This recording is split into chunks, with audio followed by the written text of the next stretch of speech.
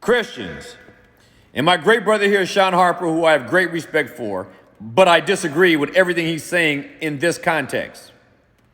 Sean, you are saying that Revelation 20, when it talks about the 1,000-year millennial reign, you believe it is a literal, physical reign of Jesus Christ who comes back to earth to be an earthly king in earthly national Israel, in earthly national or in earthly Jerusalem. You're wrong, my friend. How is it that in Revelation 20, you say that the millennial reign is a literal 1,000-year reign, and you support it by saying here that all nations will come to worship Jesus in Jerusalem? Then let me ask you this question.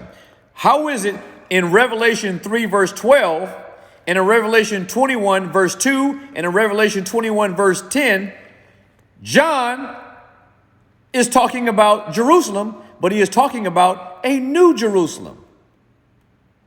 Not the national earthly Jerusalem in the Middle East. He's talking about a new Jerusalem. That is where Jesus will be. And it will not be in Israel. Not the Israel in the Middle East. A new Jerusalem. So you're saying that John was talking about one thing in Revelation 20, but in Revelation 21, on two separate occasions, he's talking about a new Jerusalem, which is different than the old Jerusalem. And then up here also in Galatians chapter 4, verse 24, you see Paul talking about the old Jerusalem and contrast it with the new Jerusalem in verse 25.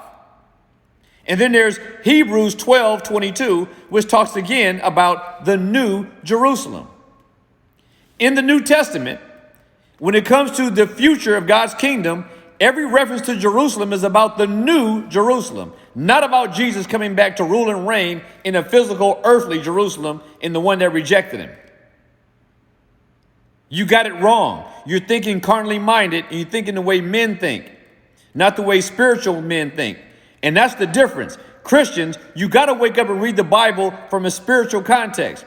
Jesus said, as my friend Sean here said in another post, his kingdom is not of this world. So why do you think he's going to set it up in this world? His kingdom is not with observation or show. So why do you think it's going to be something visible here on earth? It is not. Look at these verses. They're clear.